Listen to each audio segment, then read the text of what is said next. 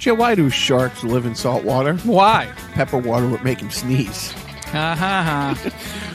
Joe, what did Winnie the Pooh say to his agent when his new contract was up? What? Show me the honey! Show me. See, because it was a movie with... You can stop explaining jokes now. I always get the joke. I always get it.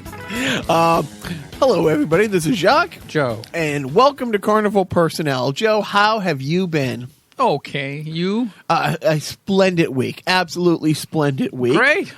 Big historical week, in fact. It really has been. We can dive into that in a bit. But, right off the top, after the podcast last week, Joe had let it be known that he was cutting cable, and I believe you follow through with such a big leap. Yeah, I did. We had cable our entire lives, and our bill with the internet and cable and the phone that we literally never used was like $250 a month. After we've been a customer of Verizon's for 5 years or whatever. So the first couple of years it's like $100-something a month, and then that expires. And because you're such a loyal customer, we're not going to do shit for you on pricing. So we cut the cord, but we didn't dump Verizon. We stuck with them. We quadrupled our internet speed, and now it's like almost $100 a month. But we cut the cord on cable, so we're streaming everything now. We got the over-the-air antennas, which are pretty decent, for watching like Channel 5 or whatever, or with a local sports team. We don't get NESN, unfortunately, but I've never watched NESN. Yeah, I was going to say, how much Bruins and Red Sox stuff do you watch? Zero. Right. Yeah. And if there's a big game, like go to a bar, we go somewhere. Right. Go to a Buffalo. Yeah, we've never told that story about what happened. Or did we mention that Buffalo? We did. We talked about it. But yeah, so what do you think you're going to end up saving? And you have Netflix or Amazon? Do you have any of those streaming services? Yeah, yeah, right. So this is how they get you. So yeah, we pay $100 a month now for internet, but then we also factor in there's a $20 a month app called Philo, which is essentially like basic cable streaming. So you get your BBC America. You gotta have BBC America live, or you will die if you are my wife. But you also get like Comedy Central and the basic cable staples that you can, if you want to watch something like a live event or something like that. I don't know about like MSNBC or anything like that. I think whatever. But again, like that stuff is something that I can catch up on later. But then we have Netflix, we got Hulu, we have Disney Plus, wink. We have Amazon Prime. What else? Yeah, I think that pretty much covers it. We got I mean, it's amazing the upfront cost that I put into it, because I bought an Apple 4K TV, and I bought 2 Roku sticks, partridge in a pear tree. So we're all set for streaming, and it should be interesting to see, if we cave. The one thing I will miss unless I cave and get the streaming service is HBO.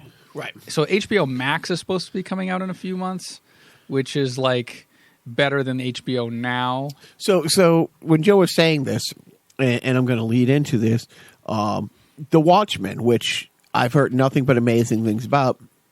The Watchmen, I got the graphic novel when it came out in '87. I went, to the premiere of the movie. Absolutely loved it. I mean, there were some shots in the movie that it's amazing how they look like live action versions. I mean, guy gets thrown through a window. It's one of the iconic, stills in the book. It's like shard for shard of glass as he gets thrown. Looked like that. It literally looked like a comic book came to life in a really great way. But I hadn't watched the 9-episode series, and Joe's like, well, if you want to log on and watch it, but you got to do it right away. Log on to my account. I had HBO, and I had the HBO Go app, and I set it up so that he could watch it on his TV, and I logged in with my username and password, which a lot of people do. But I was like, okay, but I'm cutting the cord in 3 days and go. And I made it. I did it. I buckled down. I made it a priority. You told your secretary to hold your calls. I felt bad because management, like the second night, we thought there was 8 episodes, and like the second night we got through episode 6, thinking, okay, there's just 2 more the next day. And she stayed up till 2 a.m. She gets up at 5:30, and she just couldn't do it that last day. And then when she realized, oh, it's 3 episodes, not 2, she's like, I just can't do it. I could. I did. Did you tell her all about it? No. I know, but what ended up happening, but I download. When you just said, what is it? HBO Max is coming out. Yeah, that's supposed to, and it's supposed to be like more. It's more. HBO Max is essentially like the Warner Brothers version of streaming. So you get like. There are just more things that are Warner Brothers centric that you're supposed to get on HBO Max, and it's kind of like the Disney Plus for Warner Brothers. Okay. So I'm going to hold off for that and see how that goes. Because I downloaded 2 HBO apps, and you're like, oh, it's not this one, it's this one, and then I ended up doing. I signed up for the trial day, 7-day thing, so that she can watch those last 3 episodes. Did you get HBO Now? I think it's HBO Now. Now is a streaming one where you don't have an HBO subscription on cable. Oh, that's what it is. Yeah. But I did. Just got like a 7-day version of it. Good. And I rewatched episode 7 of 9. But the reason I had it on the rundown is so we sit down to watch it. I do not know the last time I've watched an HBO program. And when the HBO logo comes up, like the TV, the snow, and the clicking sound, it's like I instantly teleported back to 1980. Larry Sanders. I was thinking Larry Sanders. When I was a kid. Oh, yeah. And it was a big deal because, Richie Rich next door, my buddy Mike, not Sully, the other one, they had cable, and it was... Well, that's one. And back to 1980, the intros were like the feature presentation intro that everybody loves, the stop motion, flyover of the city. It was so great. But it did. It flashed back to like, oh, HBO was HBO and MTV were just game changing. It just absolutely. I mean, when I think of the 80s, it's like HBO. And MTV are top 25, like, flashpoints, like along the way of like, how my life like just changed differently. And I will always associate HBO with the 80s because of that. Oh, yeah. I associated with the 90s because that's when I got cable. Even though I grew up in the 80s, didn't get cable till 91. But HBO was part of my original package. And that's when I discovered masturbation. So, big Skinamax guy. Did they have Cinemax back then? Maybe. Yeah. Oh, they did. No, did I have Cinemax? Oh, did you? Yeah.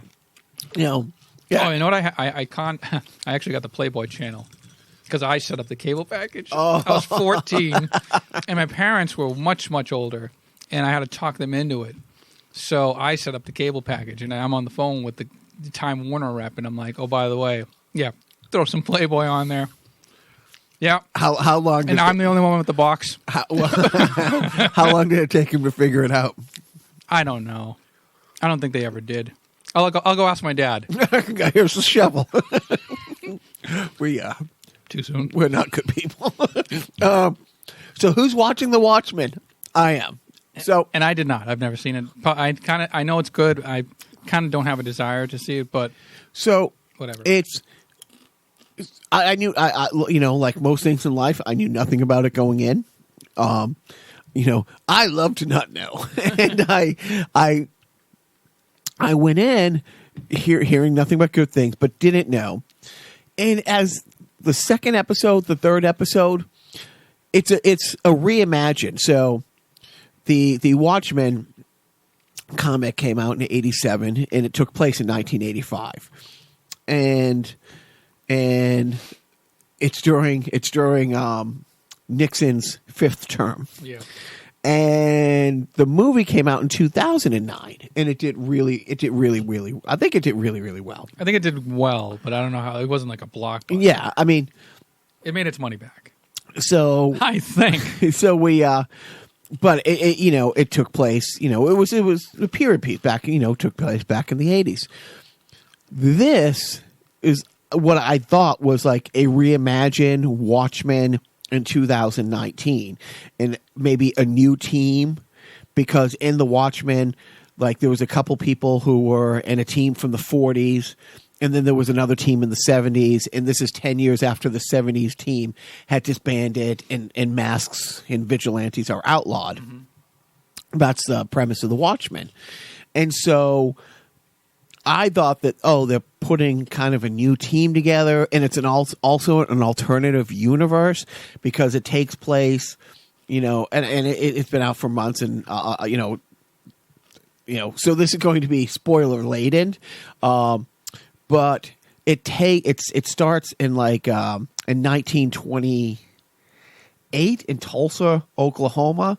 There was a black community that was considered like the Wall Street of like the Midwest, and it was a flourishing community, and a bunch of racists came in and literally wiped this entire city out.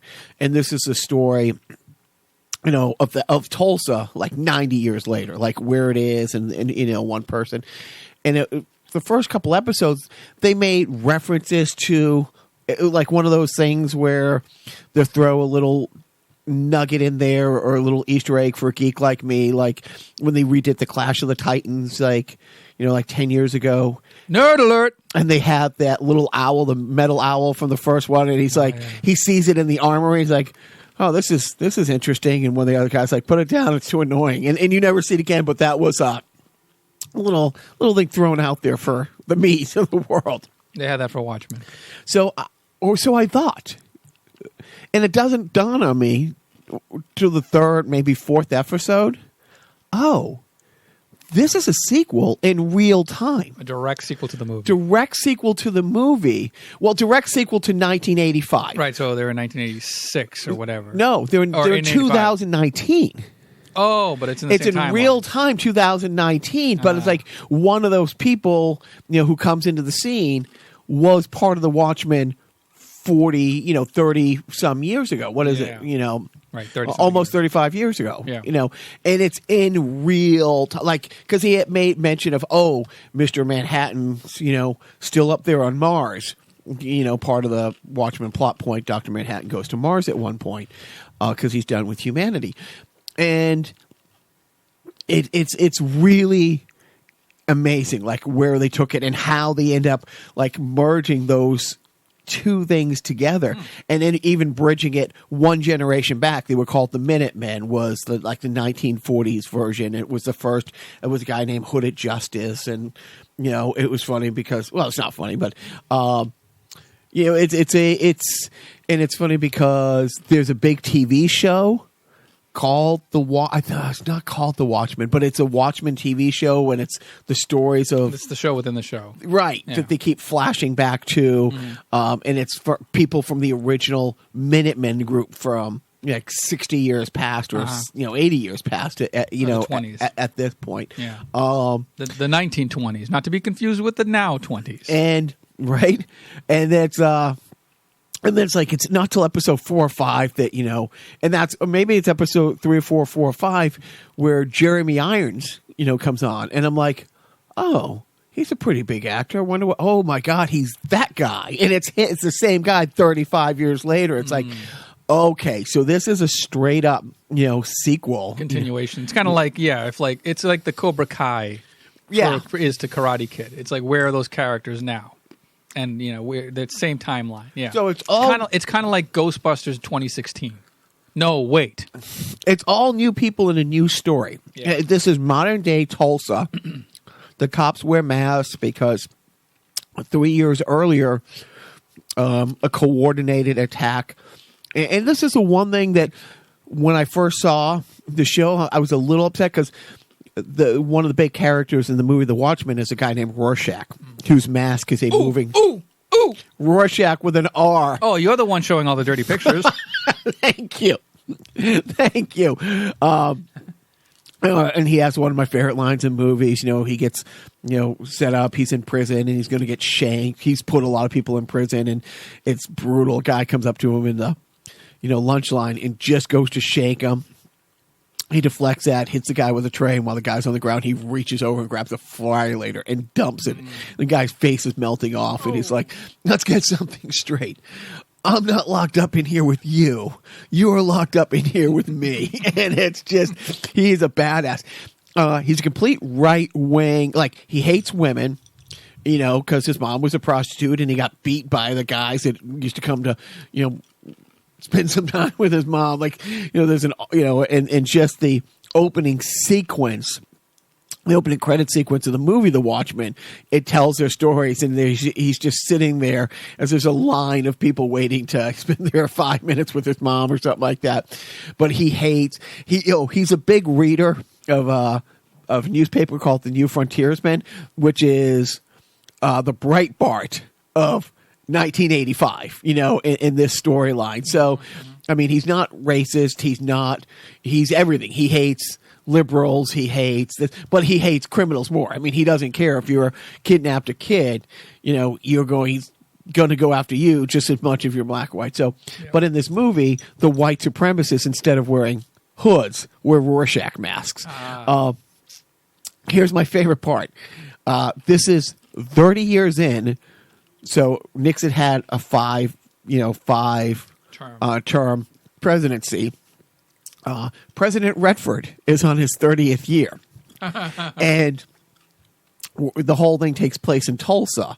And those black people that were literally slaughtered and had their businesses burned to the ground like that day in 1928, they have reparations. So reparations. No. Oh. Reparations. Oh, reparations. Because Robert Redford is the president. Oh, wow. Robert Redford is now on his 6th term or his 7th term. He's been in the White House for 7 years. And some of the black woman who... Oh, so it's the real Robert Redford. The real Robert Not Redford Robert is Redford president. playing guy. No, you never see Robert Redford. Right. You just see... know of him. Yeah. Like when you're at the school and you see the wall of presidents. He's on there. And it's Redford after Nixon. So it was like, X number of years of Nixon. And so all the white supremacists, you know, there's a poor part of town. It's a trailer park. It's Tulsa, Oklahoma. And there's a nice part of town. And where a lot of these white supremacists live in this trailer park, they have this statue of Nixon out front and stuff like that.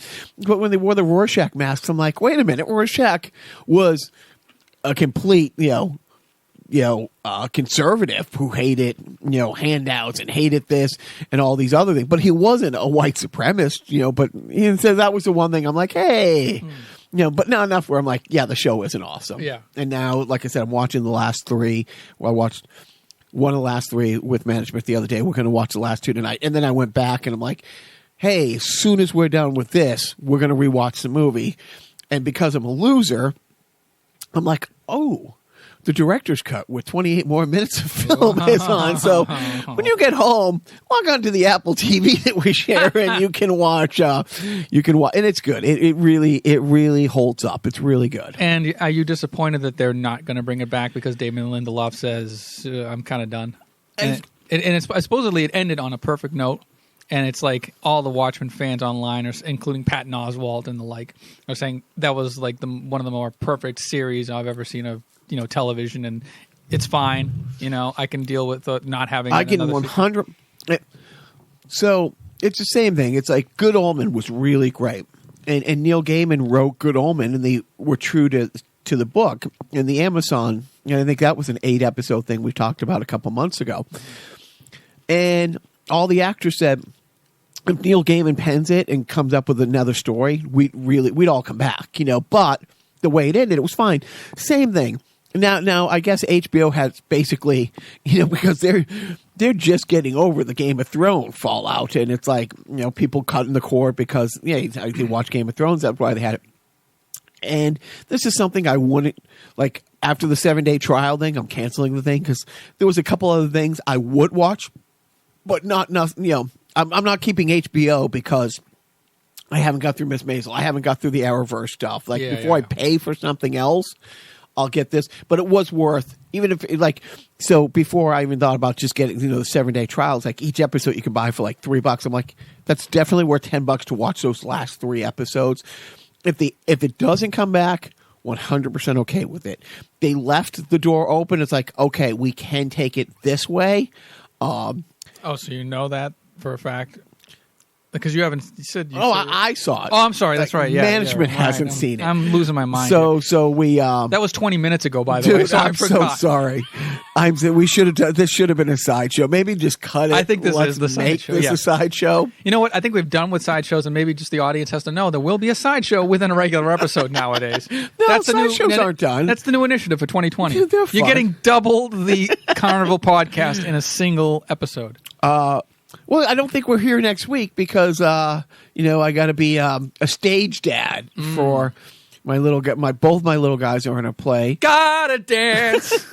So yeah, they're doing 5 performances of Frozen Junior between 2 different theater groups that they're in inside 48 hours next Friday through like Sunday. Yeah, it's like all day things. Just plays at 1 and at 6, so it's over at 3. They keep, and they're like, oh, we'll have pizza between the plays. Don't leave, kids. 5 performances of Frozen Junior is probably still fewer viewings of Frozen than the average 6-year-old girl had seen the original movie in one day. Because I'm that 6-year-old girl. It's a good movie. When we saw Frozen, management was away on a business trip. I took the boys. I ran home. Like Charlie. Thank you. Got the golden ticket. I ran as fast as I could, Charlie. And I called them. I was going to go with Peter Griffin, and then you went with Charlie. And I get home, and I call the wife. I'm like, you have to come home now from this trip, watch Frozen so we can talk about it. It's the greatest thing I've seen since I've seen Wicked. No, my boyfriend didn't like it. No, but it was great. It was great. So yeah. So anyway. So the Watchmen. Who's watching the Watchmen? Me. Who's watching the old Watchmen movie, but with the 28-minute, extra footage? It would be me. Win-win. Yeah, I'm going to watch them again. I would have no problem watching the whole series if we had time over this. Because nothing says Martin Luther King like watching The Watchmen, and kind of, yeah, because there's this big civil rights thing. It's awful. I'm not going to go down this rabbit hole, but there's some like blatant racism in the thing, obviously, white supremacy. And I kept looking at management and saying, well, thank God that's in the past. We can laugh about this kind of stuff now because that's just ancient history. Never going to happen again. Right. So I. Well, happy Martin Luther King Day. Yes. What are you doing to celebrate? Doing this podcast, apparently. So, sticking on nerddom. So, this past couple weeks, the Joker gets 11 Academy, not like a lot. It got like a shitload. Yeah. And it led the nominations. I haven't seen it. I can't believe I still haven't seen it. And I meant to bring. I have a copy of it. I meant to bring it over. How could you have a copy of it? It's not out yet, Joe. It is out. Oh, is it? I can get it from Redbox. Okay. Yeah. So I'm looking forward to seeing it. For a long time, like DC people, because of the Chris Nolan success with Batman, kind of lorded over the Marvel people because Marvel kept having, the last few X-Men were at the time. They couldn't, no matter how hard they tried to make a Fantastic Four movie, they just couldn't make a good one.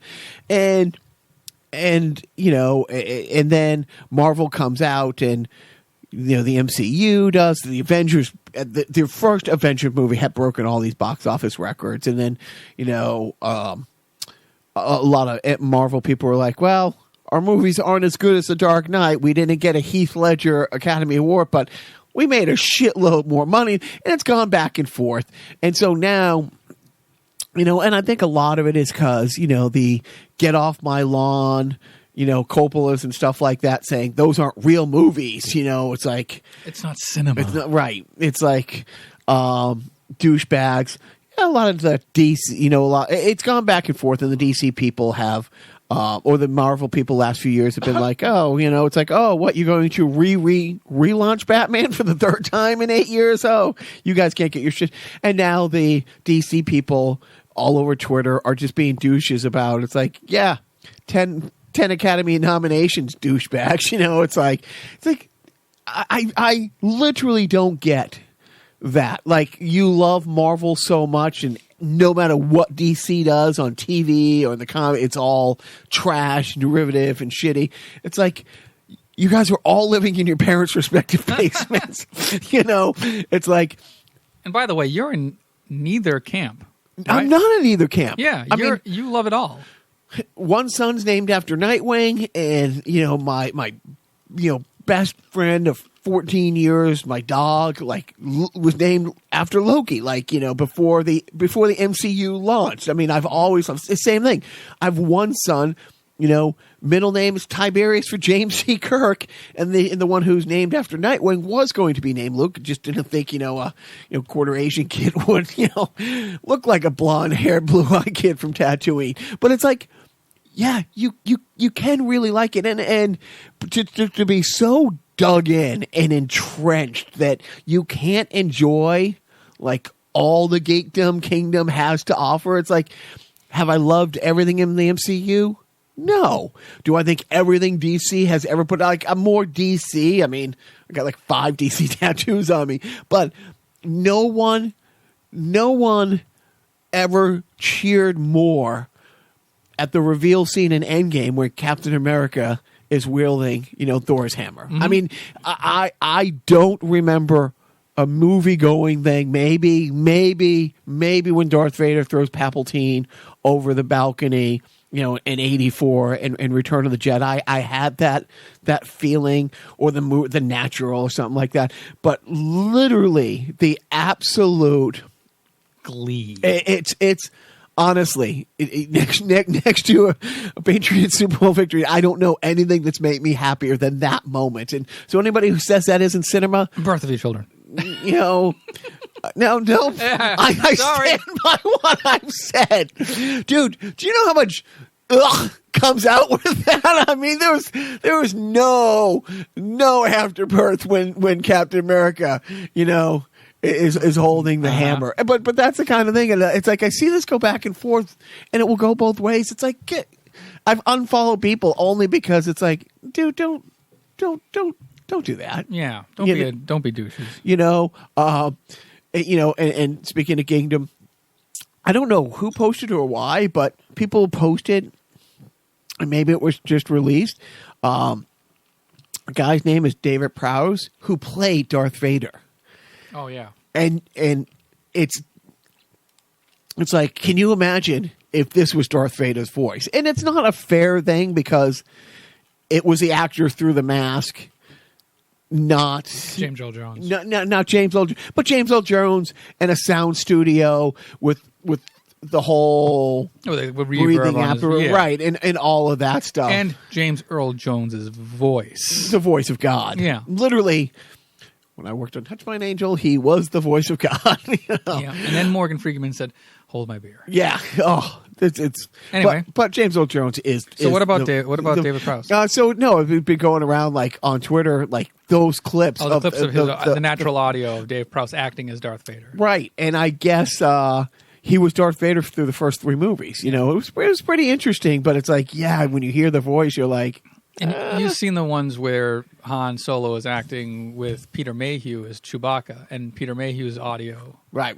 There are actual words that are being played off by Harrison Ford, so that it's not just gibberish, and then Han Solo says something. It's actual lines, English lines. Yeah.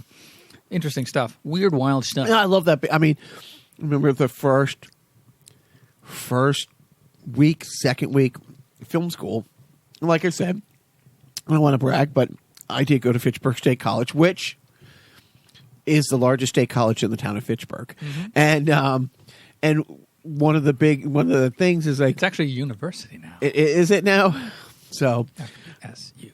I was always hoping to be Fitchburg University. Good old FU. And we watched the opening reel when Darth Vader comes on Princess Leia's ship. And it's just a bunch of guys stupid walking around, and you can hear they're just walking on plywood. Right. And just like and just guys falling down. There's no this was the stripped down, no special effects. It's like the raw scene, audio, and just guys falling back, pretending to get shot, and like moving their hands as if like the coiling from a. Did any of the stormtroopers say pew pew? Had it been done now, everybody would have gone with the pew pew. I told you about that Laura Dern that couldn't help but say pew pew. Yes. When she was shooting her phaser or her pistol. Her laser gun, which is pretty awesome. So no, that's it. Okay, now let's next to the Watchmen. The real highlight for me is in the past 72 hours, and we'll talk about this for a bit. Good old Lev Igor Lev Parnas. I mean, his partner's name was Igor. It's like, is it Igor? It was. It's not Igor. No, seriously, it's Igor and Lev. It's like. Oh, can't the writers be more creative than go with these absolute boilerplate Russian names? Right, Boris and Natasha were taken. So, Lev and Igor. So, Lev is the one who he's the cute one. The canary in the coal mine. Yeah, looker, Sorry, girls, he's taken. And so... But my favorite thing of it, and you probably watched, and you couldn't not have heard, the Rachel Maddow interview. Saw it.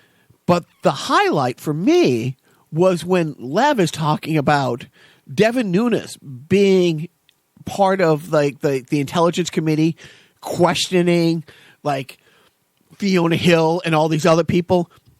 And he says, and I text my lawyer, and he points to him like, "Can you fucking believe this?" It's like. It's all going to come out. What is he doing? It's like there's no way Nunes doesn't think all this is going to eventually come out, and yet he didn't recuse himself for this, and that I've met with him. And, of course, at the time, somebody had said, look, we see, because this guy's been arrested, Devin Nunes, that, you've had conversations. Oh, I don't know who he is. People call my office all the time. It's like, but this is your cell phone, and this is a 15-minute conversation, and you had a dozen of these. And so Ted Lieu, who is just the best. Am I telling you something you know? Have you seen the letter? I know of the letter. So Nunes, who has threatened a cow on Twitter, has he actually sued Devin Nunes' cow, or did he just threaten to sue Devin Nunes' cow? I think they're still building a case. Okay. So for those who don't know, there's a Twitter handle, Devin Nunes' cow, who's been... What was that in reference to? I missed that. I don't remember how it started. Did Devin Nunes bring up something about a cow, or maybe the cow's been watching him from the field and reporting? But either way, it's a funny site. It's a very funny Twitter handle, and Devin Nunes has been trying to sue that. He's very litigious. He always threatens to sue people, and he has now, because Ted Lieu has been like, hey, look at all this information that's come out. We have to include this into the Senate investigation or the Senate trial.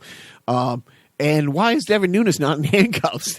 And Devin Nunes has threatened very publicly about suing Ted Lieu, to which Ted Lieu, if you scroll down to the very bottom of the letter, if you're looking at Joe, says, yes, I very much look forward to a lawsuit and going through discovery with you, where you have to turn over information back and forth. Or you can shove it. Yeah. I'm not paraphrasing. I'm not saying, well, in a sense, he said, or you can shove it. But he flat out tells Devin Nunes, yes, please sue me so we can go through the discovery process and that we can bring all this stuff, to the floor of the House publicly, or you can shove it. Devin Nunes has sued the Devin Nunes' cow Twitter account for $250 million. Oh, damages. To assuage his hurt feelings. Yeah. Right. Twitter and a couple of parody accounts have been sued, including Devin Nunes' cow, who has called Nunes a treasonous cowpoke. He's asking for $250 million. Yeah. This is from October. So, yeah, he's a cock. Great. Yeah, but now it's coming out. Good for Ted Lieu and good for the truth and good for everybody. And the scary thing is, so Lev has talked about, it's funny, leading up to... All right, Lev Parnas, yeah. Leading up to the interview that day, every media outlet but Fox was like, why is he doing this? He doesn't have a cooperating agreement with the Southern District of New York where he's on house arrest, basically. You know, he has the ankle bracelet. He can't leave. They took his passport. You remember him and Igor, they nabbed. They were in like the executive, the VIP lounge of like Lufthansa. They had one-way plane tickets out of the country. They were in the executive lounge when the FBI's like, yeah, we're not fucking waiting. We're moving in now. And so we know all the stuff with Rudy Giuliani and them and all this and all it's coming out. But why would Lev do it now? What is the upside? Because he doesn't have an agreement. Anything he says can be used against him.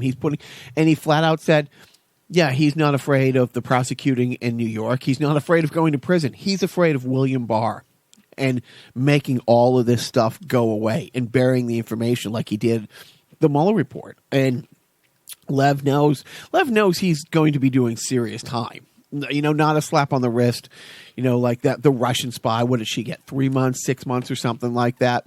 That these are serious things, but he doesn't want this to all be swept under the rug. So, I mean, it's what a hell of an injury. It was a 2-day and everything you would want to come out. And the biggest thing, my favorite thing is, as they keep using the terms, he kept all the receipts. He's not saying, oh, I talked to Joe on this day about this, and Joe's like, nope, because you deleted it from your phone. It's like, yeah, but you can't delete it from my phone, and here's the printout, and here's the, you know, WhatsApp, you know, the company itself printed out. Oh, here's the receipt of us at dinner that night, and we took a picture. And my favorite thing is how nobody knows this guy, Lev, and he keeps sending out pictures. He met with everybody. Right. Everybody. Just because I took a picture with the guy doesn't mean I know him. I'm sure he's a nice guy. I don't know. Maybe he's not. I don't know. By the way, I'm quoting Donald Trump talking about Lev Parnas. Well, and my favorite thing is it turns out that the more you peel this onion back, Lev actually was one of the many jobs he had in the late 70s. He sold condos for Trump's dad. He's been in this orbit for 40 years. And when you see, okay, you know, it's true. At a fundraiser, you know, Elizabeth Warren, her, we've talked about the thing with her and selfies and about, you know, she will literally take 10,000 selfies if there's 10,000 people in a line after one of her speak. I'm guessing 1 or 2 of those people have been douchebags. And at one point, there's going to be like, here's Elizabeth Warren smiling with, you know, mass murderer, you know. Right. 10 years before he murdered anybody. But the great thing is, it's like, oh, you don't know this guy, but there are 6 different photos from 6 different events inside the Oval Office that you are with this guy. He is on a plane with Rudy here. I mean, so it's all of that stuff. And then it was somebody else. It's like, when and I'm jumping ahead a little bit, when Blotus put together his dream team of Fox lawyers, like, you know, Alan Dershowitz and Pam Bondi, who was the attorney general in Florida, and she's been brought up under charges for like a lot of shaky things with the Trump. There was an illegal contribution. It's like $25,000 that went back and forth. I forget the nature of that. As soon as she was named to the team, Lev's lawyer sends out a picture with Lev and her. Oh, this Pam Bondi. And it's his. I mean, it's just full on troll mode at this point. It's like, oh, not only am I friends with Rudy, not only have I got paid for Ukraine and paid Rudy, that's how we pay Rudy with the money. Not only have I done this, this, and this, all the pictures, everybody in the circle, you know, has been. And the thing is, It's funny. I was driving in the car with the 12-year-old the other day, and we were listening, and they were playing clips from Trump supporters on the other side, you know, different senators and Congress people. I pointed out to him, I'm like, notice how none of them are saying he didn't do this. They're all saying, well, he shouldn't be impeached for it, or this is a waste of time. You know, and now the big thing is like, you know, a senator was asked in the hallway yesterday, asked a question about, do you think Lev Parnas is what he said on national TV should be coming into the Senate. And she's like, you're just part of the liberal media, or you're just a liberal hack. And that clip has gone viral in the right-wing stratosphere, and she's fundraising, selling selling T-shirts now that say, you're just a liberal hack. It's like they're fundraising. They can't come to his defense. They can't say that these crimes, and again, it was just in the past like 48 hours that it came out. The Government Accountability Office isn't, Joe and Jacques Watch Group Productions, like this is our opinion. This is an actual government agency that is an oversight committee. Their findings came out on Thursday saying this broke the law. By the letter of the law, withholding these funds to Ukraine is a crime. It's not a bad gesture, a bad faith, unethical, immoral. They're the watchdog group, bipartisan, been around for absolutely ever, flat out has said this is a crime. So one of the few talking points that the Fox and Friends world have been holding on to is it's not a crime. You might not like of what he did. Quid pro quo is how you do business. He's a businessman. This is just how we make things happen.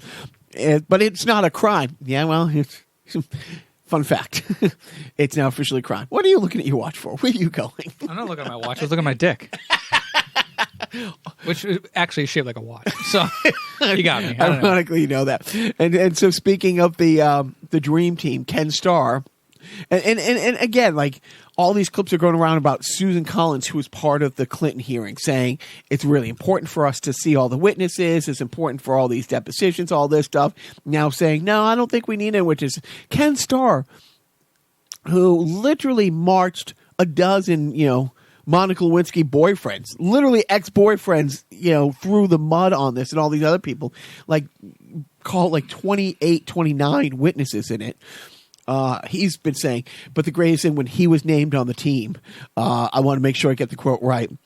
Monica Lewinsky tweeted out, it's one of those, are you fucking kidding me kind of days. It's like, that poor girl, it's like, the only person happy that this keeps getting brought up is Linda Lovelace, because she was, the most famous, blowjob in history is Linda Lovelace from the movie Deep Throat, I think in 1972, 74, something like that. For generations, there was always those references. It's like she's the only one. It's like, whew. Thank God Monica took that, that mantle away from me. But it would be comical if it wasn't just so traitorous and treasonous. And all these people who are now screaming to, we don't need this. We don't need witnesses. We don't need all this. And at the same time, that's why Lev came out and also said, look, I'm afraid of Barr. At the same time, this isn't going to come out. This will cycle out of the news, and I'll be the guy who was the bad guy. I'm making sure it gets out there. Sorry. I'm done. I'm doing it. Oh, there's a... Joe, you got anything to say today, or is it just me? I'm waiting for you to get through this week of awful, because we're only on day one of the week of awful. What do you think, though, because the impeachment has actually started, what is it, 4? Is it 4 Democratic presidential candidates are sidelined for the next 2 to 3 weeks? Oh, I wasn't aware of that. You have the senators. The senators. You have to be there every day. Period. At the end, like Bernie is going to do something in Iowa on Monday, but he has to be in the. You have to physically be there. The thing is, you're not asking questions. It's not like a hearing. You're not going to. It's the 7 people that Nancy Pelosi had appointed who will be basically presenting, the case and stuff like that. But they're off the road. They can't be holding rallies. By the time this wraps up, even if it's only 2 weeks, the Iowa and I think New Hampshire will probably have already had their primaries. Yeah, well, luckily they got that debate in just under the wire in Iowa. But it does. I think it gives a real advantage to Joe Biden, to Buttigieg, to Tom Steyer. You know who, and I put on the week of awful. It's like, I I think I've been pretty clear the fuck you, Mike Bloomberg, type thing. He's pulling a Trump in a lot of ways. He's pulling a Trump, and he just filed for an injunction to not have to release, it's not his tax statements, but his corporate filings for his campaign. Mm-hmm. And he got a 45-day extension that takes him past the first wave of primaries. So this whole where does the money come from? Where are you spending it? What dark money is coming in and stuff like that? All this paperwork, because all the other presidential candidates had to turn it in because they've been officially running for like a year, 6 months, 7 months. Yep. Within a certain window, you have to file this. Because he jumped in the race so late, he didn't have to file it to a certain time. Then he, asked for, a stay of execution and got another 45 days to hide where the money's coming from and stuff. He's playing Trump's game. Right. So another rich, this is a real billionaire, actually, but it's like it's everything that we hate about the other side and dark money and politics and stuff and like that. And it's everything we hate about Russia and oligarchy. Yes. And that is exactly... This is oligarchy. This is 100% like, Bernie's worst, fears come to life. It's that, the corporations run everything. And billionaires run everything. There's a handful of people who are calling all the shots, literally on both sides. Interesting. So, we won't, it turns out Lev was I have a talking couple about, of talking points once you're done No, with you all don't. this No. bullshit. I do. Okay. I actually do Let's have a have couple of. Have you seen the new Space Force uniforms? Dude, it's just... And here's the thing. We talked about it. He just threw it out on a whim one day. But so he won't be embarrassed looking like a buffoon. They have to go and start a whole new branch of the military. And every step of the way. You remember that meme that went out? Here's what we want. And it's Star Trek. Here's what we're afraid of. And... Oh, I forget what it was. Was it like the New Order or something? Or Yes, yeah, it was the First Order. The First Order. So here's what we want in Star Trek. Here's what we're afraid we'll get. It's the First Order. Here's what we end up with. It's Spaceballs. It's Spaceballs. It's Dark Helmet, and it's like, yeah. So what I saw was the Twitter account. I think it's called Space Force DoD. It's the United States. It's the official verified United States Space Force Twitter account. They posted. Fresh new name tags for our uniforms, come right off the line, and they show the patches of the United States Space Force on a camouflaged, traditional green camouflaged uniform. And a lot of astute people on Twitter are like, here's a picture of space, and here's a picture of your uniform. Do you see where there might be a discrepancy? Like, what are you camouflaging in space with this? And I gotta with help. So, like so many funny things that aren't really funny because we knew they're going to happen, they are well on their way to Spaceballs. Yeah, I wish. I hope. Yeah. I hope we get the... At least we have a few laughs. I hope we achieve the level of Rick Moranis type general or something. Ludicrous speed. I always have coffee when I'm watching my radar. Everyone knows that. Right. They cover their balls. Evil will always win because good is dumb. Anyways. I see your Schwartz is as long as mine. Right. I hate when I get our Schwartzes twisted like this. Maybe if I put my leg up on yours. The ring! Merchandising. The ring! You fell for it. The oldest trick in the book. What's with you, man? Oh, man. Yeah, so there's that. And then I don't know when we want to get to this, but I do want to bring up the Jeopardy Greatest of All Time tournament that took place last week. I'm going to finish off on the one last thing of Please. awful. It's just so fucking junior high on every level. It's Trump says, okay, I know what I'm about to do is awful, but how can I really be a douchebag about it? They're rolling back. He just signed into legislation. Rolling back a lot of Michelle Obama fruits and vegetables and lunch program initiative. Basically, for public schools. Right. And literally is swapping out burgers and fries for fruits and vegetables. Announces this on her birthday.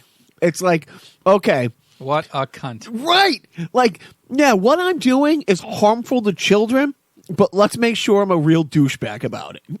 And it's like and well, I'll ask you, because I'm too biased. What would you gauge the percentage of a coincidence that was? I would have to say 0.000% that's a coincidence. Do you think you're being too liberal with your percentage? Right, let me check. Let me run the numbers again. Way to go. All right, so I wanted to get that last awful thing, but... I love vegetables. Fries are a vegetable. What's the hardest part about eating a vegetable? It's something about a comatose person. The wheelchair. Thank you. Yeah. All right. Well, what's the worst part about eating fruit? They want to cuddle after. They want to cuddle after. The wheelchair. Got to put that in your act, man. You're giving it away. Save it for the special. What do you got? So, Jeopardy. No, this is going on to sport. Jeopardy. Oh, it is going on to sport. Yeah, no. Yeah. I haven't seen it, but the wife frantically called. It's like, tape Jeopardy right now. So I got them up there. So yeah, I watched them live. They started on a week ago, or 2 weeks ago on Tuesday. The Jeopardy Greatest of All Time Championship. And if you don't know, what the fuck is wrong with you? But briefly, it's James Holzhauer, who is the most recent, game-changing Jeopardy champion. Broke like 15 Jeopardy records. Won the most money in a single game of Jeopardy, yada, yada, yada. Came this close. Like 20 times. Yeah, it came this close to surpassing Ken Jennings' winnings, but, lost just shy of that. And then you had Ken Jennings, who everybody knows. He won on a 74-game winning streak and is Mr. Jeopardy at this point. And then there's Brad Rutter, and people are like, who's Brad Rutter? Brad Rutter, he was on Jeopardy when they had the 5-time limit. So he was a very good player, but he made his name in the Jeopardy world in tournaments. So he had never lost a game to a human before until, spoilers, this tournament. He lost to Watson when they played IBM's Watson. Oh. But Brad Rutter holds the record for the most amount of money ever won on Jeopardy cumulatively. So he's won like $5.4 million in winnings throughout all the tournaments, like the Ultimate Championship and all the Teen Week and everything, Celebrity Jeopardy, Trebek. But anyways, Turd Ferguson didn't make the Jeopardy. Turd Ferguson just got edged out.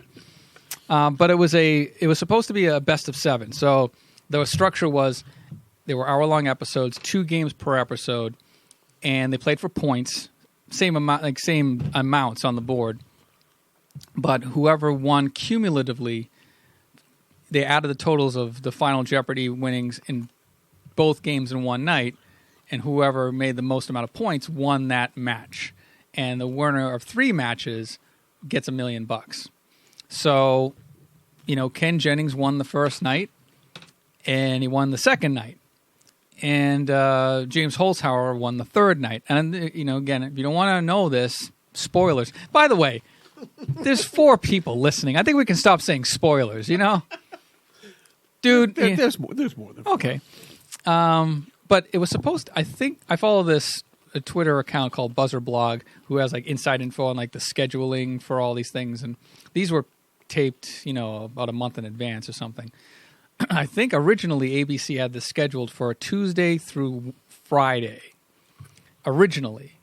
Maybe when they saw that it was wrapped up in 4 games, that they took the Friday show and moved it to the following Tuesday to build up suspense over the weekend. So it ran for 4 nights.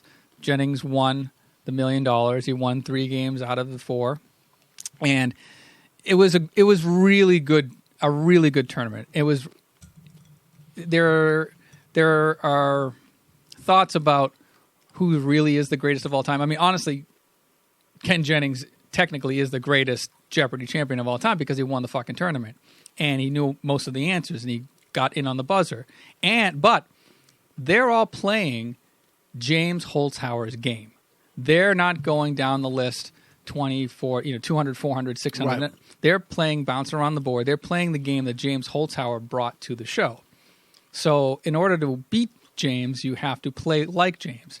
So much so that there are times where Ken Jennings had like $34,000 on the table, got a daily double, and he's like, I'm all in. Right. And it's like and even like the daily double with that much on the line, you can see, I don't know if they're building it up for show or if it's really them struggling to answer, but Ken Jennings would be like, pondering over a question and then like leaning in and going, who's Aristotle? Correct. And you're just like, and he exhales because he has $34,000 running line. So it's a compelling, the best Jeopardy viewing you could probably ever watch. The spoiler, the Miami Dolphins of this group is Brad Rutter. Because Brad Rutter just did not have his A game on him. He even said in his package, or maybe he did, and he's just right. Well, that's the thing is that he was a I brought my A game when I was playing the Bruins in a pickup. That was the best game I ever played. I only lost by 98 points. But he wasn't answering all of the questions correctly, especially the daily doubles. Unfortunate for the other players because Brad Rutter got, I think, more than half of the daily doubles in the entire tournament. So he was a Jill Stein. Yes, he comes in, grabs the daily double. There are other, Ken and James have like tens of thousands of points on their side. They're playing for real money or points. And Brad Rutter comes in, swoops in. He literally has like $2,000 in his thing. And he's like, okay, a true daily double. What color is the sky? What is red? That kind of fail. Wow. Yeah, and he would blow like almost all of the daily doubles, lucky daily doubles. But they So stupid. it really is. I love that though, because I only use 10 times today. Yeah. Management, I can't blow my nose. Lucky nose. So that was, and I would get mad. I would watch Brad Rutter blow these daily doubles, and I'm like, you fucking asshole! At least like make it worth their while. Just and you could tell that he was just not buzzing in on time, getting answers just wrong. Like he was in the negative a couple of times. The greatest burn on that entire, and they would bust ball, like the players would bust balls with each other in between rounds. But the greatest one was at the end of the first game of the night, and this is like night 4. And at the end of the first game, they had to wipe the totals because they're resetting their totals to 0 so that they can set up for the game 2. And Alex says, so we're going to clear the totals, and then it goes to, and then James is like, hey, wait a minute, Brad's total is still on there. Oh, man. Because he had 0 points in the first game. Man. And you can hear the audience just go, oh, man. It was so great. It was so great. But Did Alex react? I think so. How do you not? Oh, God, yeah. Well, I don't think you saw his face, but it was just like, it was great. Honestly, I think they're available for like on streaming somehow. Like, I think they'll eventually be on Netflix or some streaming app, or Hulu. I think even has them. I think Hulu does have That's awesome. The greatest of all time games online. But it's really it's compelling to watch, even if you know the ending. I mean, Ken Jennings is just a great player. There are even like rumors in the Jeopardy community that maybe they're thinking of having Ken Jennings be the next host. I was literally, as you started to talk about that, I was thinking, unfortunately, it's coming. It's happening. And I mean, my first pick. Who would your first pick be to replace Trebek? You know what? This is kind of an off thing, and you probably wouldn't appreciate it, but Meredith Vieira. Yeah. Because she hosts the daytime version for years of Millionaire. Of Millionaire. And she hosts this new game show called 25 Words or Less. It's a very low-key party game atmosphere type show, but she's a news person. She's had her own talk show. She's smart, and she's articulate, and she's a woman. And she's, not unknown, So I think she would be a really good fit. What do you think? Will Ferrell.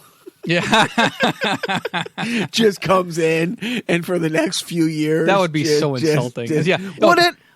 Yeah, if The guy he replaced died of stage 4 pancreatic cancer. What better way to honor the gentleman than to play a parody of the 1986 version of the said host? No, but I do. I like the idea of those contestants, and maybe like Ken Jennings is, he's a funny. He was funny during the show, but I don't know. I don't think he has the broadcast kind of game show chops. Yeah, and nor do I think this is all fan theory. I don't even think he would be even accepting of taking the role. I mean, that's a grueling. The guy lives in Utah with his family, and he's got already a few $1 million. He just won $1 million. I'll take almost anybody but Steve Harvey. And only because he's black. No. Because Joe's like, he's going to say something awful. Don't say it. Oh, he said it. Fuck. No, it's like I don't want a game show, a Wink Martindale. I don't want a fun. No, I'm sorry. I don't want a jokey thing. Like, right. You don't want like a Drew Carey or a comedian. Right. You want somebody who... Alex Trebek is a fun guy, and he has moments of levity. But great, you might have to change it totally, but... I think Meredith, that's why I say Meredith Vieira, because she has, she can be funny. She has, she can bring levity. She's not like uptight, stick up her ass kind of person. But she can broadcast. She can she knows she would... Broadcasting. Quiet, now I'm skulls on broadcasting. But yeah, she would be somebody who would move the game along and give reverence to the game and not fumfer around, Right. So I don't know, somebody like that. I mean, Alex Trebek has such, and it's funny because like you've pointed out, he was a game show host in between a divorce in like the 70s, and it's in the 80s. If you watch like the classic Concentration, they rerun them now on Buzzer, and it's like mid 80s. Alex Trebek. So, and it's a looser environment. He's still hosting Jeopardy. He's been hosting since '84, but he's also on this other daytime show for NBC, Classic Concentration, and he's constantly hitting on the female contestants. And it's a different Alex Trebek. But you see this Alex Trebek of the last 25 years, and you're like, you get the feeling he knows all the answers, and he's just this really. Well, he was on the last episode of the Colbert Report. The man with the answers. The man with all the answers. Have you seen that? I have seen. Anyway. But it's great. So we have him. I will not. I hope the missus watches the taped episodes of this before she hears all the spoilers on the podcast. See, the joke is... Talk about levity. What never. Oh. What do you have in sport? The only thing is, we had talked about it, and... Alex Cora has stepped down as manager of the Red Sox. The Red Sox haven't officially been charged by Major League Baseball. All the focus is still on the Houston, Astros right now. Mm-hmm. And they cleaned house. And like we talked about last time, I mean, you do feel bad for the Dodgers who lost out to these, to the Astros and then to the Red Sox in back-to-back years by teams Alex Cora was leading that, cheated their way to a champion. And, there's more and more stuff that's coming out and more of the evidence that you see.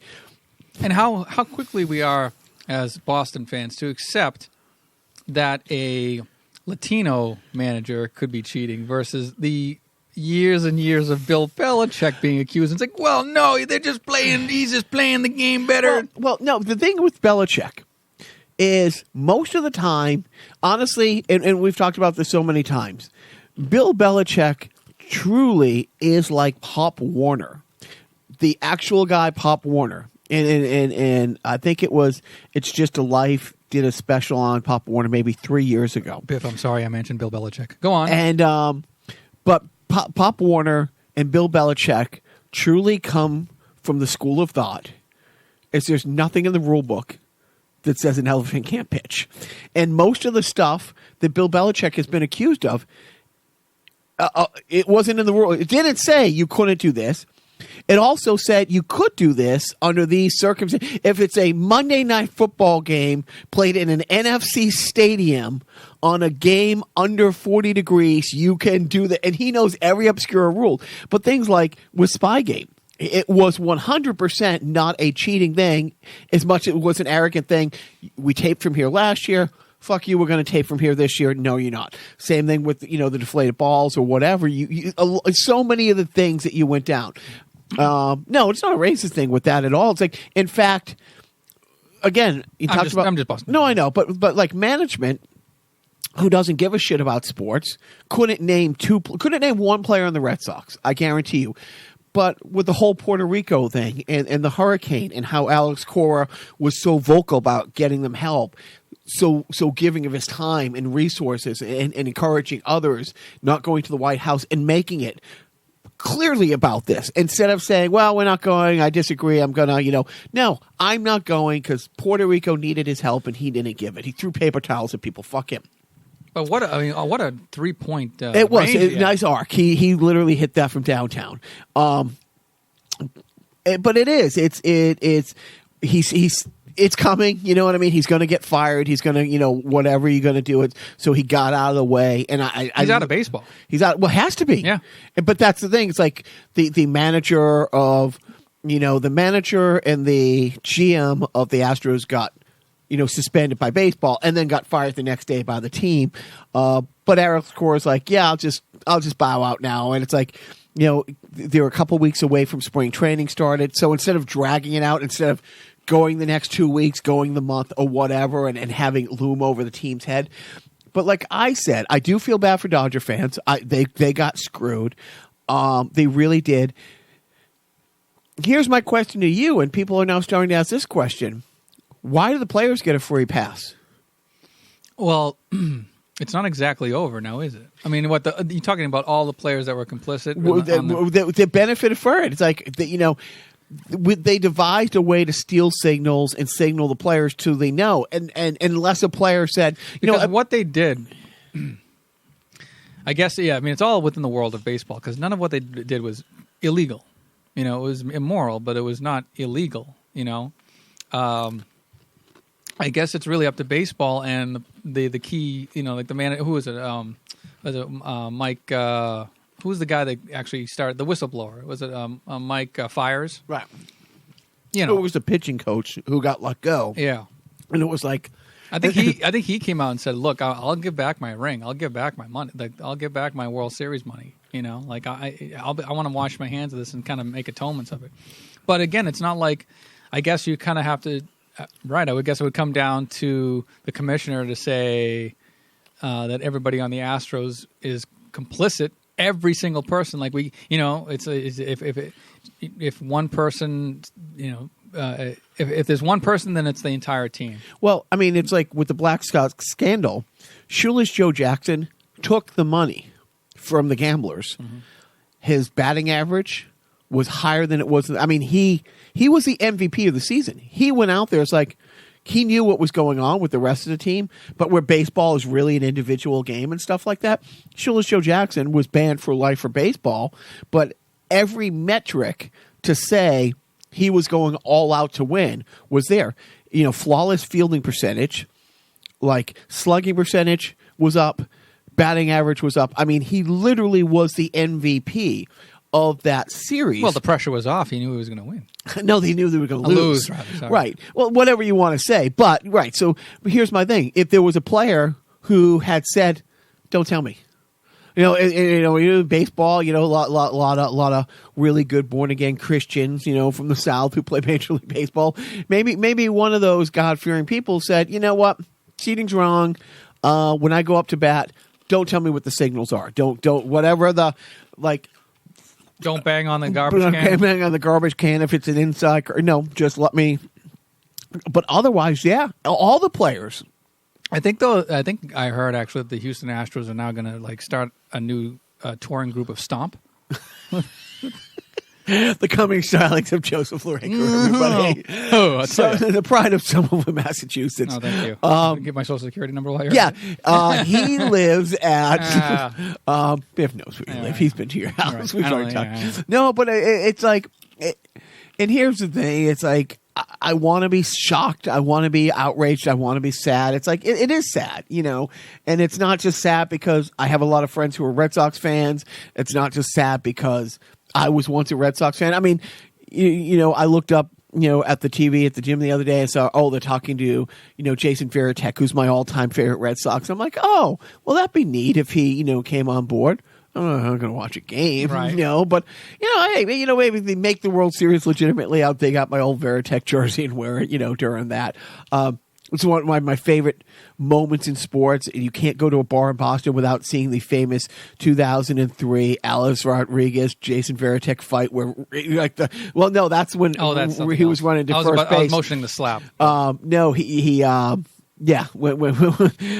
yes, but A-Route was at the plate and he was complaining about a pitch that almost hit him, and he's mouthing off to Varitek, and he just pushes his glove right into his face, and it's just this great moment where Varitek is just there, yeah. But it's not just a great moment that Varitek stood up. If it was anybody else, it'd be a fun picture, it'd be a great moment. But it was that douchebag. So does Alex Cora get banned from baseball? Do you have to ban him from baseball, or is he not hireable? Who's going to? And think about that. He went from back-to-back World Series with two different teams. He was the darling of Boston. Even last year, that they didn't even make the playoffs, and it was a tough year. First year, the coach of the team, he wins the series. People loved him, and now he's unemployable. I know. Pete Rose was really. Oh, you're talking about Alex Cora. Pete Rose was never a lovable guy. Pete Rose was never a likable guy. No, maybe people who loved the team Reds, he was on loved him, but he was always a douchebag. First to say, 100% that guy belongs in the Hall of Fame. Yeah. You have murderers in the Hall of Fame. You have absolutely awful human beings in the Baseball Hall of Fame. Ty Cobb. Right. Just the douchiest of most evil motherfuckers. But he bet on baseball. He bet on his team to win. Did he bet on his team, or did he bet in just games that his teams were involved in? It was never really. Was it stated that he bet on his team to win or bet against his team? I don't know. I will say this. I heard it was just in games that he. I will say this. I don't think Pete Rose, if he was up to his ears in gangster loan sharks and they kidnapped one of his children, could throw a game. I don't think he could. He's too arrogant to have thrown a game and too competitive. This is a guy. One of the quintessential moments in his career, it's a famous thing, when he dives into home base and he breaks a catcher's shoulder. It's in an all-star game. Yeah. He literally ended a guy's career in an all-star game. In an all-star game. It's hard for me of all the things to wrap my head around that he would have bet against his team. Either way, that's true. The hits. If he was betting as a player, again, same thing. I mean, he couldn't bet against his team. It's not like he dropped fly balls. Yeah. It's not like he didn't have every batting title there was. So if he bet against his team, he's like, well, I'm going to go out and go 3 for 4 tonight. But these douchebags around me suck. I'm pretty sure I can't carry them. And wasn't he only betting when he was managing? That's the thing. Yeah. So don't put him in the Hall of Fame as a manager. As a player. Well, when he dies, he'll get in. But that's the thing. It's like with Alex Cora, who hires him? I mean, can he get a job with an NCAA team? Right. I mean, what the Board of Regents is going to be like, wait a minute, this guy's a cheater and this stuff, and he's going to be working with, our youth and our ministry. No, there's not an athletic director in college baseball.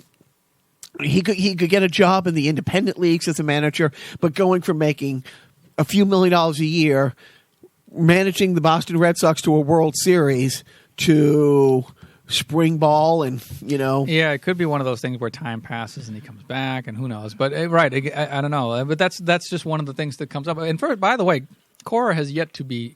I mean, I guess they're starting an investigation, but he hasn't actually that's been why implicated in anything. And I think he did right thing for the team. And it's like I said, we're just a few weeks away from spring training. Get away now. Yeah. And it's just like, but it's going to linger over the players. Yeah. All the players who were there, it's like... The 18, any of the people left over from the 18 season. Right. I mean, it's like, Mookie Betts, MVP, MVP, the World Series, all this stuff. It's like, do you take that away? It's a legit question. Yeah. So it turns out that sports sucks. So anyways, there you go. Hey. Yeah. Yeah. Right. Funny hat. On to... It's larger than a regular size hat. It's funny hat. Funny name. Found it backstage. But where are you in the gaming world? What's going on? Not a whole lot. Too busy watching Buzzer? Pretty much, wrapped up? Well, I spent like all week kind of decableizing our house and then beefing it up to start streaming more. And so I guess that'll lead into what we're watching on television. But nothing with games first, or? No, I haven't really played any games all week. You? You're game free. Today marks the 2-week countdown to the little guy getting the system. And I've said it before. I'm really dreading it. It's, going through lots of therapy, lots of hours put in. He can have him up to 4 hours on a weekend. He can't carry the time over. Some of the rules are, like next weekend, he's going to be doing the play. It's not like, I missed last weekend, so I get those 4 hours, and it's going to be 8 hours a week after that. It's like, it's going to be really regimented and really strict. No negotiating. I'll read more. I'll do this or whatever, and get more time. But I've enjoyed them not being here. I really have. I've enjoyed them not being here and not getting caught down the time suck. As fun as they are, it's akin to just doing. It's like smoking pot. It's just like you're wasting time. You're not really doing anything. I mean, okay, a bad analogy, but I guess. No, I get. I mean, it's like literally this morning. Management woke me up and we had a lot of things. And I looked at the clock. I'm like, if I get out of bed this second, I can get to the gym and get a workout before the boys are up, and I got to take them to, boxing, jiu-jitsu, come here, the piano, do the podcast. I'm like, this will be my one window. It's 50-50 if there's a game well, involved. I'm going to, Grayson's going to play the games this afternoon. I'm just going to go down and shoot zombies for a half hour. And rightfully so, like blow off steam. And I'm not going to take away his time. This will be the one time I didn't do it. I got my fat ass, down, to the gym and stuff like that. Right, you can blow off steam that way. Right, seriously. It's like, so it's going to be interesting, but yeah. It's really not blowing off steam. You're really just giving yourself dopamine kicks. Yeah. That's all it is. I get it. And maybe that's why I've been less likely to like indulge in video games because I don't know. I don't want to say I'm growing out of video games because I still do watch like certain YouTube videos about retro gaming. So I kind of get my fix that way, but I'm less, drawn to it. I'm less like nothing's grabbing me right now. I mean, I am interested to play the new Jedi game that I got for Christmas, but honestly, I'm interested to see how it is because it's considered canon. Yeah. Like the game's considered canon. Is it the first game? Was it Jedi Fallen Order? Or something? Yeah, I think is it the first game that's considered in the canon? I think so. I don't think the Force Awakens, like Old Republic and stuff like that. So I'm interested to see it, but it's not like I'm not going to go down the wormhole of 100%ing it. And I thought that. I thought, okay, well, if I'm on a business trip. Like if I go into, do one of these things or where whatever, like a couple years ago, I did a movie and I'm in Jackson, Mississippi for 6 weeks. Braggart. And yeah, right. I went to Jackson, Mississippi on purpose. Right. Are you okay? We're going to send somebody. The deals you can get on crosses for burning down there. Just the best. But that's exactly it. So we would have 12, 14-hour shoot days, maybe an hour back to the base where, the hotel and stuff like that.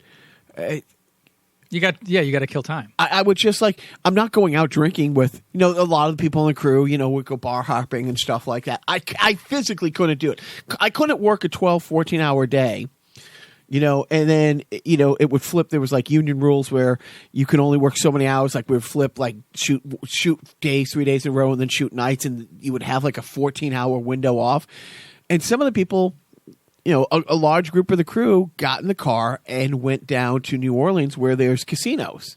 2-hour, 3-hour drive down, hit the casinos for a few hours, came back, got drunk, have fun. God bless them. Like, literally, good for you. Mm-hmm. Zero interest. Yep. Zero interest. It's like, and they, it wasn't a Hooters. It was I'm trying to think of the name. It's like a Hooters ripoff that's big down there. Damn it. But, it's like, what am I going to do? Go there, some college football games with some locals and stuff like that? No, I brought the PS4, and that's when the last Batman game had come out. I was more than happy to just sit in my room. Play Arkham Knight. Arkham Knight, thank you. And it was, it was a hotel that, like, you had your own, like, kitchen and stuff like that. Yep. So I could make my own dinner, sit there, and play for 6 or 7 hours.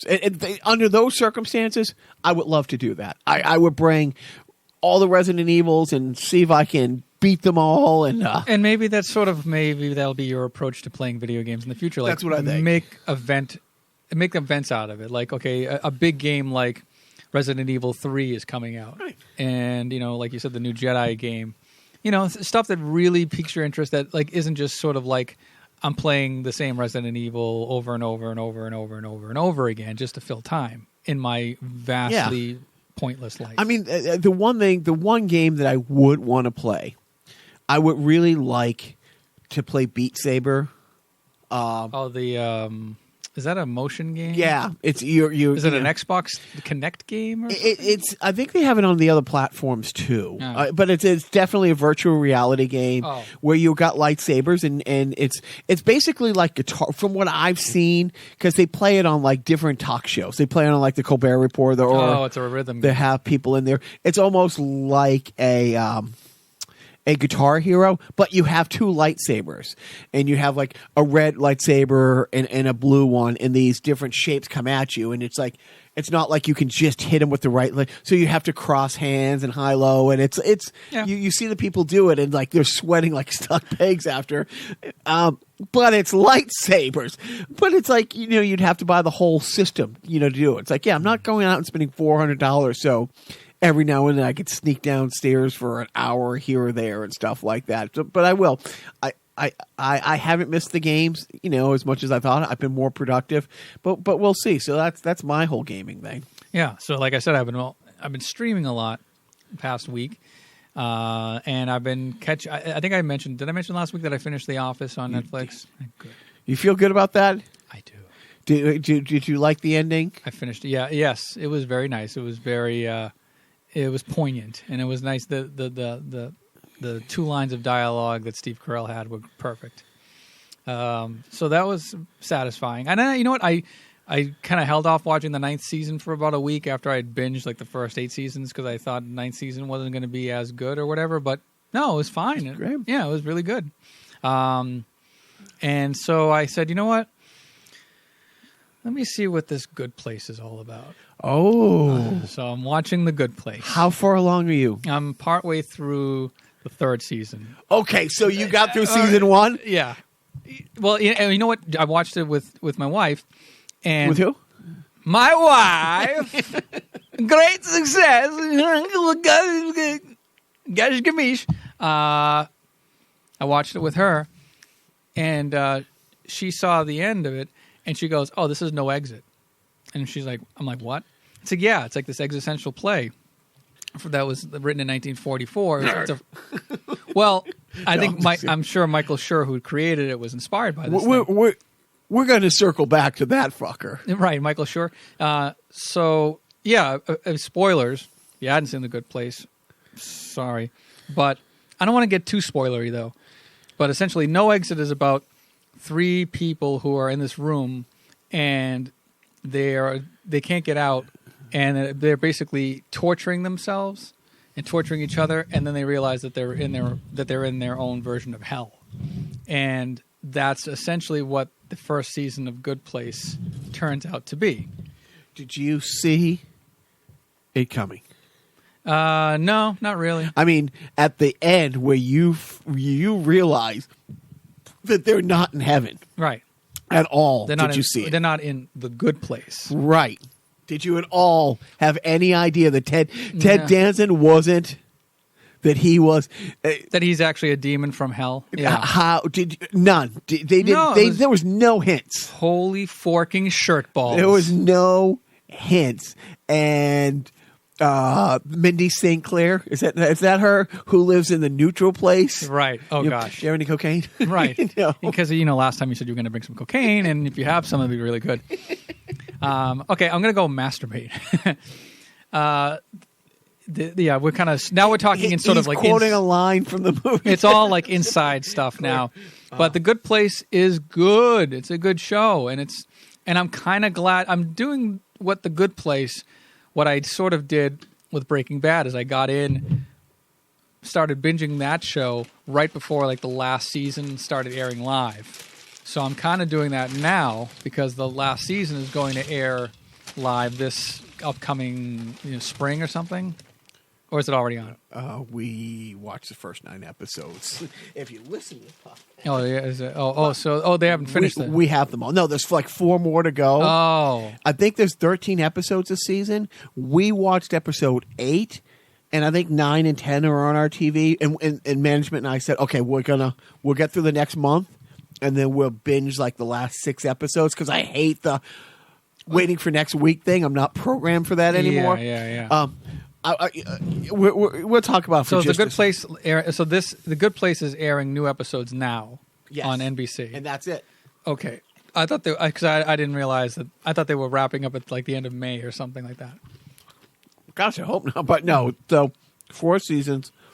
Okay, and I cannot believe that Mose from The Office and created the show. And then Joe's like, oh, yeah, the guy who plays Mose from The Office, who is Dwight's a weirdo, but this is his really weirdo. I don't know if he ever has any lines. I think he did say a couple of lines. But a couple lines here and there, like, go home and get that. Okay. That's the extent of his lines. And he looks like a weirdo, hayseed, serial killer. I'm going to wear your skin is my skin. No.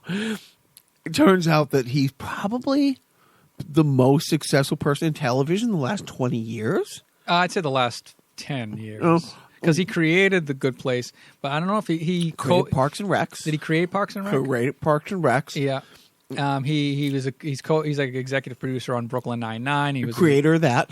Did he create? Creator of that, yeah. Because I looked at the Wikipedia. He's created 4 shows, 4 long-running hit shows. Was a writer on Saturday Night Live for like 8 years. Mm-hmm. Was a writer-producer on The Office as well. Didn't create that, obviously, but was that. And it's like, holy fork balls. But my favorite... So, how great...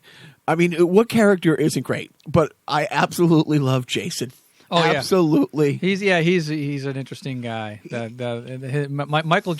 Manny Jacinto is the actor who plays Jason, and he's like this trashy Floridian. He's from Jacksonville. He loves the Jaguars.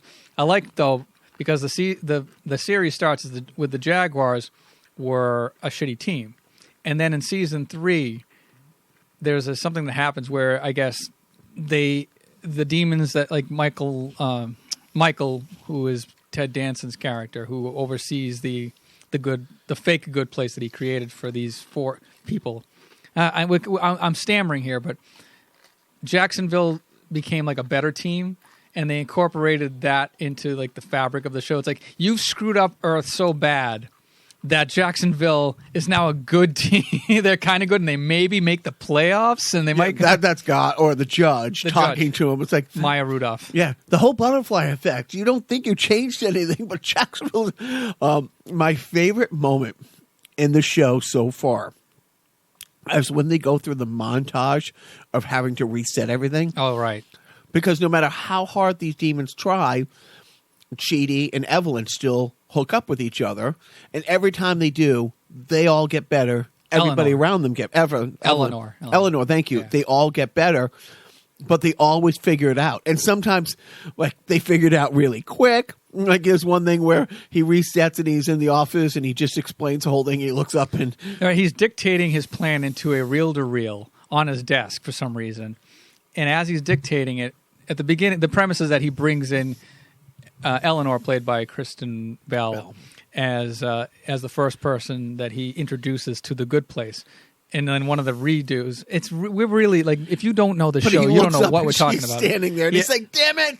Yeah, like, he's explaining his master plan, and then she's like, wait, I'm not in the good place? Damn it. And he hits the button to reset it. But every time he has to reset it, there's this AI woman who's named Janet. Not a girl. I'm not a robot. I'm not a girl. But there's a button on a beach where that's where you have to go to push in order to reset the AI that was stolen from the good place for the bad place's fake good place. It's really convoluted. But what I like about the show is that it's a super smart show. And it's a super existential exploration. It makes you think about, what are our motivations on Earth? Why are we good on Earth? Is it because we think that there's an afterlife and that we will be rewarded? And then, of course, Chidi, who is the black guy on the show, who, by the way, I'm like, where did I see this actor before? I looked it up. He was on the New Electric Company. He was like one of the cast members on the New Electric Company, which I only recognized because I would watch the New Electric Company with my younger boys. Tiny part on the new Jack Ryan. Oh, okay. And I was like, I know this guy. I know that. Oh, that's cheating. Yeah. But he's a what is he? A moral ethics professor. Yeah. This is why people hate ethics professors. Right. Yeah. And that line is said many times throughout the series. But he's the one that's basically kind of explaining all of these situations and all of these moral dilemmas and ethical dilemmas.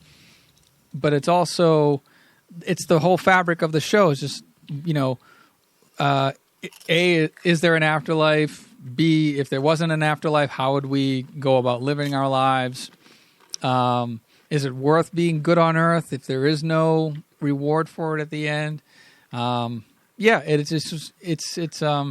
It's a really good show, and I'm glad that you talked me into it, and I eventually caved and started watching it before it went off the air. I consider that a win in my world. It is. No. So my favorite thing, they're going through the montage of resetting. Oh, I'm sorry. And then Jason was like, hey, I know this sounds crazy, but they don't have this, and they don't have NFL Network, and blah, blah, blah. There's no NFL Red Zone? I know this sounds crazy, but I think we might be in the bad place. Ah! Chidi figured it out. Jason figured it out. This is a new low. Oh, this is really, yeah. Hurts. Yeah, that's Michael. Michael. I almost say Michael Landon, but it's Ted Danson playing Michael. And you said last time that you thought that this might be Ted Danson's greatest role of all time. And I might not disagree with you. Yeah. What's great is that there's a part where they decide that they're not going to send them to either the good nor the bad place, but in the beginning of season 3, they decide to send them back to Earth and save their lives so they get to live an extra year and see if they can build more morality good points so they can legitimately get into the good place when they eventually die. But Michael has to be the one to go down and interfere with their original deaths. And then he goes back again to kind of nudge them all together so that they can get the 4 core people to interact with each other. The premise of the first season is Eleanor believes they all believe they're in the good place, but Eleanor knows right away she's not supposed to be in the good place. When Eleanor figures out, like, the real Eleanor, and that woman is the greatest woman who's ever walked humanity, the most giving person, she turned out to be a demon. But Eleanor had this plan. It's like, oh, well, she's not supposed to be in the good place. It was a clerical error. And if she can clean up her shit and become a better person, by the time they figure out that she doesn't belong there, they'll say, oh, well, you belong here because of what she did. So, yeah, they get sent back to Earth. But then they figure out Eleanor only got better because of Chidi. Like, and the whole group of them needed each other to become better. Right, because the other premise of the show was that this good place neighborhood that Michael created, each person was paired up with their soulmate. And Chidi was Eleanor's soulmate, so they were forced to live in a house together. And you're done with episode 3 or season 3? No, I'm partway through season 3. Okay, all right, great. So I wasn't sure because we watched it all at once. Like, what's the? I like frogs. All right, I love frogs.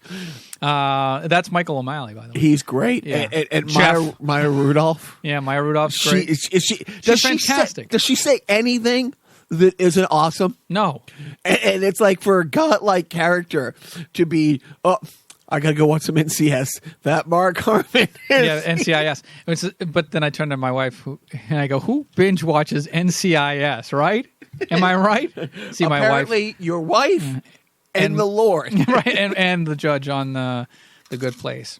So that's a good show. Speaking of existential stuff, I also saw on Netflix and watched Ricky Gervais's movie from 2009, The Invention of Lying. Nice. It's a simple, I think, a good Ricky Gervais movie. And it actually moved me at one point. Briefly, and I was actually, it was kind of a low point in the week for me, so I was vulnerable. But the premise of that movie is Ricky Gervais is he's a writer for television, but in this universe, lying isn't a concept. Everybody tells the truth, and everybody only states facts, and they verbalize almost every thought that they have to each other. And people are generally miserable because they're matter of fact about everything. Jennifer Garner is a blind, or kind of like goes on a date with Ricky Gervais. She opens the door. First thing she says is, "Oh, I was just masturbating," and he walks in, and she goes, "I don't think this date's going to go very well. You're not very attractive, and I want this to be a relationship where it might go somewhere, and I really don't want fat, pudge-nosed children." And it goes from there. And eventually, Ricky Gervais... But what did she say about Ricky Gervais? Hey, now. So, Ricky Gervais's character is a writer for television, but their version of television is a very well-enunciating reader who just reads history in front of the camera. That's all they do, because there's no fiction because there's no lying. So their entertainment is learning about history. And he's assigned the 13th century, which was the Black Plague. And so he's on the verge of being fired because nobody wants to see movies about the 13th plague. And again, movies are literally a guy sitting in a chair, picture like a James Earl Jones type of person, sitting in a chair, looking into the camera and just reading about history, and that's their I'd watch that. I think I would watch that. But because he's assigned the 13th century, that's not very appealing, and so his life is spiraling out of control, and then he's about to be evicted from his apartment, and then he out of some weird connection in his brain, he goes to the bank to withdraw whatever money is left in his account, which is apparently $300, but the bank computer is broken. So the teller's like, "How much money did you want to withdraw?" And then he has this aha, eureka moment, and he goes, "I'd like to withdraw $800, which was exactly the amount of rent money he needed in order to stay in. And he goes, and the teller goes, "Oh, the computer just came back online. It says here you only have $300, but the computer must be wrong. So here you go." And then he's the only person on earth who can have this concept of lying. So he gets by on telling lies. Goes on to his mother's sick in a nursing home. And, about a third of the way in, his mother's on her deathbed. And she's saying, I'm scared. I don't want to die because there's just going to be an eternity of nothingness. I'm so frightened. And out of desperation, because he has this concept of lying, he's like, "No, Mom, it's not like that. It's that you're going to go to a good place where you're going to see everybody you've ever loved. And you're going to be young again, and you're going to be healthy." And then she passes, and she's happy, and she's smiling. And then there's 3 doctors in the room with him. And they're like, "Tell us about this other place." And so they track him down, and there's an upswell in the community. And the news picks this up, that there's this world after life that this man knows about. And then you can kind of see where it goes from there. And it's a really interesting movie. And there's a great scene in the middle of the movie that it's a very good explanation of religion and politics, and it's fascinating. It's like, okay, yeah, that's the core of the movie is if there wasn't the concept of lying, we would all be miserable, nihilistic fucks. You know, if we didn't have hope that there might be something after this, or that there's, you know, some reason for going on and doing what we do every day, you know, we would be a much more cynical, sucky society. So interesting. And it's a good movie, I think. Roger Ebert gave it 3.5 stars, and now he's in the good place. Religions are built on hope. Exactly. Rebellions. A rebellion. You almost had it. Take 2. So close. All right. So let's wrap it up here, because I can see the first flakes are falling. Oh. My dandruff? Yes. Did we talk about Watchmen? Because I have Watchmen down here. Highly suggest, you know, I think I have like 5 more days on my 7-day drive. How the time. But yeah, watch the Apple TV, go to Apple TV, watch the movie. It's like my little guy. So last night he's getting his box for it. I'm going to watch it again. And he's like, 3 hours and 20 minutes. I'm like, yeah. And, you know, but yeah, I said that with The Irishman. Oh, yeah. I haven't watched the whole movie. I have noted. Literally, I didn't have a much desire, but after that whole, that's not cinema, it's like, yeah, fuck you. I'm done with. No, I know. But, so I was watching something, Porn? Yes, a lot of that. But I was reading, the budget for The Irishman was $175. What do you think the largest line item in the budget? CGI. Making him look younger. The de-aging technology. It wasn't the salaries for the actors. Yeah. It was making the actors look... And there was a lot of side-by-side shots of the actual footage and what they look like. And it's like, wow.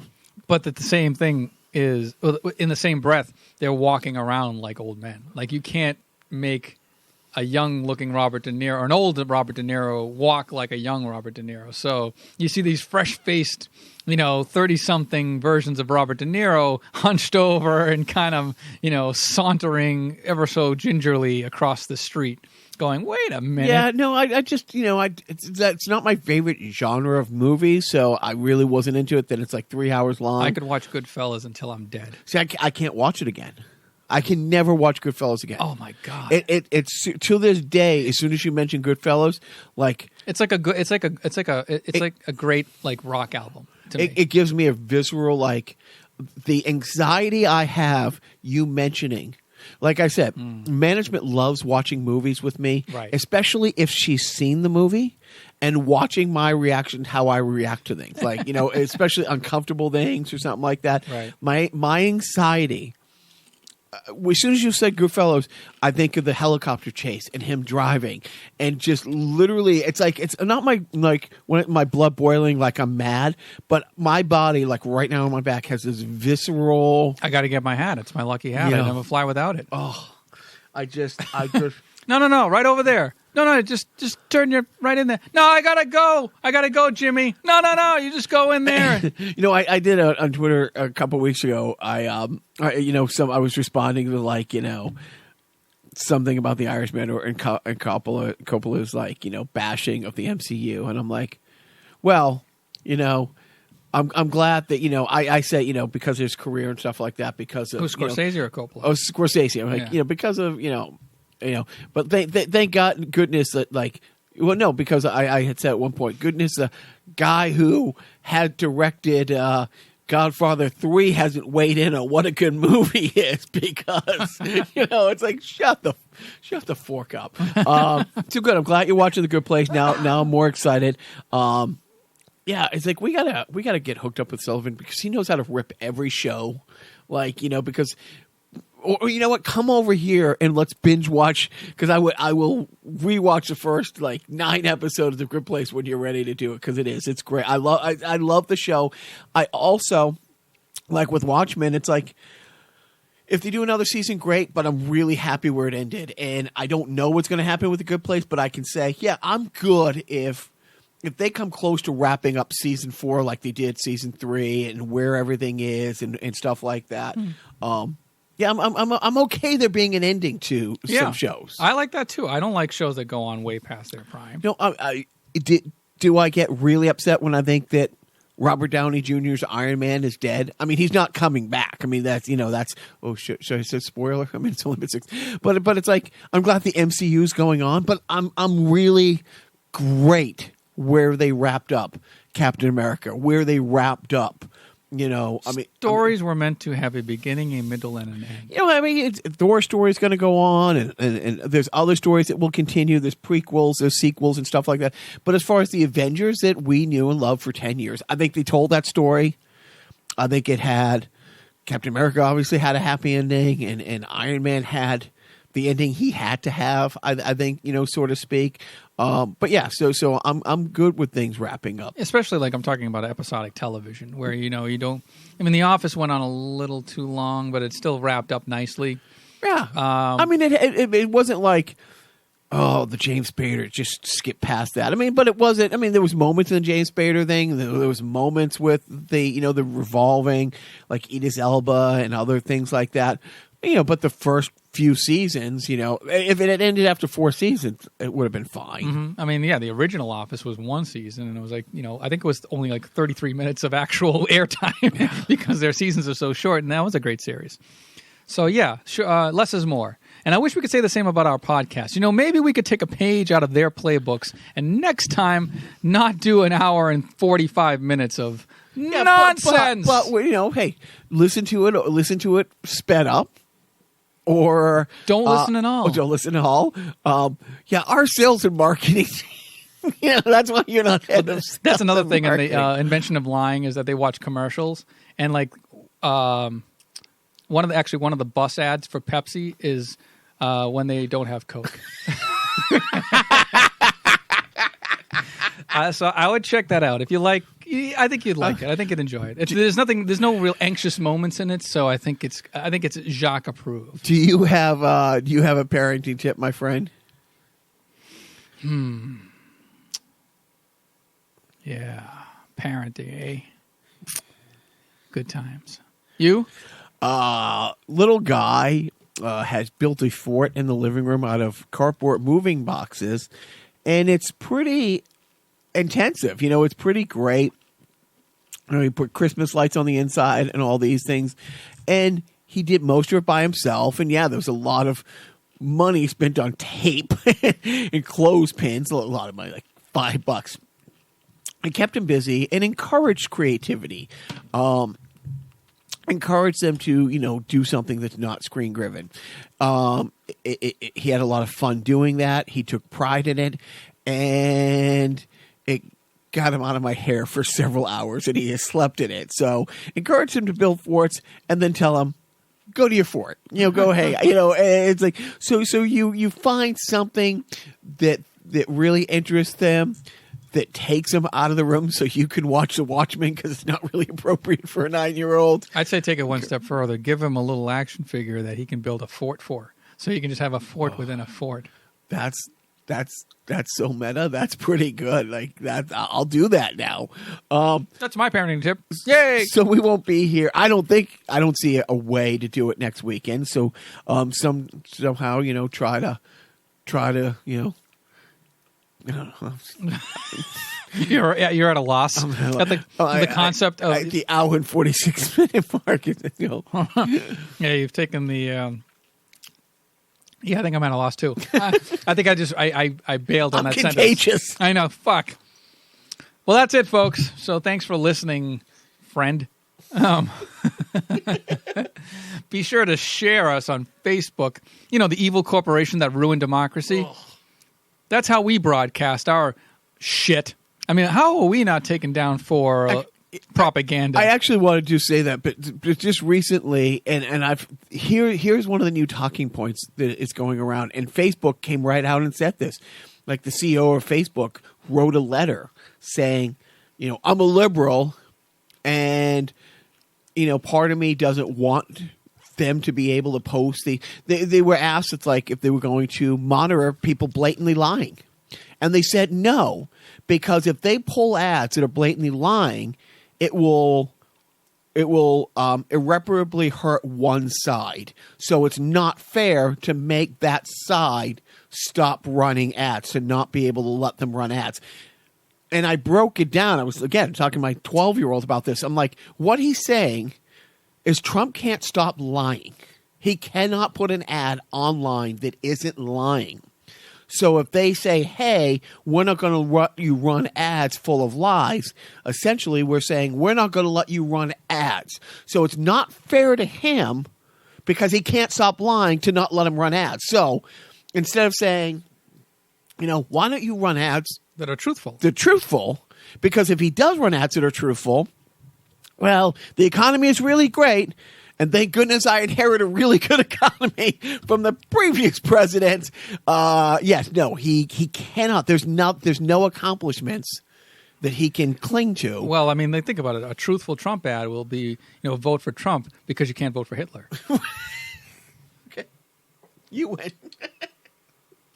I can't top that. You're on your own. Get on mic, man.